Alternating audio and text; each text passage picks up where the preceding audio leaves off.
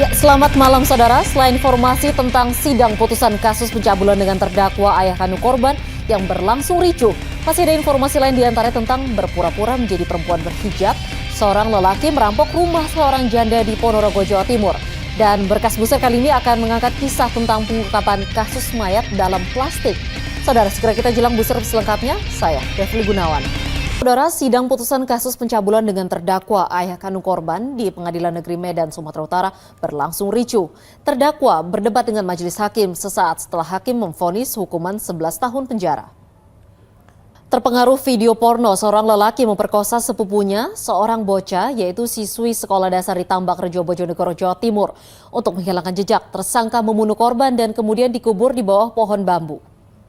Ya, saudara, ribut soal warisan, seorang lelaki di Lumajang, Jawa Timur membayar 5 pembunuh bayaran untuk menghabisi nyawa kakak iparnya. Namun yang terjadi bukan kakak iparnya yang tewas, melainkan kakaknya yang menjadi korban pembunuhan. Masih soal pembunuh bayaran, tim reskrim dari Polresta Palembang pada Selasa siang menangkap tersangka pembunuhan yang menewaskan seorang pegawai kontraktor listrik di Kota Lahat, Sumatera Selatan. Tersangka ditangkap polisi saat bekerja di sebuah rumah makan yang ada di Kota Palembang. Tersangka mengaku nekat menghabisi nyawa korban karena dibayar belasan juta rupiah oleh istri korban. Saudara, seorang pemuda di Situbondo, Jawa Timur babak belur dihajar massa saat hendak mencuri kotak amal di suatu masjid. Si pemuda mengaku nekat mencuri karena ingin membeli telepon seluler baru. Pemuda kembali lagi di buser, saudara, berpura-pura menjadi perempuan berhijab, seorang lelaki merampok rumah seorang janda di Ponorogo, Jawa Timur. Seorang lelaki warga Purwakarta, Jawa Barat diduga memperkosa anak tirinya. Aksi tersangka dilakukan sejak korban duduk di bangku kelas 5 sekolah dasar hingga kini korban sudah berusia 14 tahun. Seorang pemilik studio musik di kota Salatiga, Jawa Tengah pada Senin malam dibunuh oleh 2 penyewanya. Salah seorang pembunuh bisa ditangkap saat terjatuh dari motor tidak jauh dari lokasi kejadian.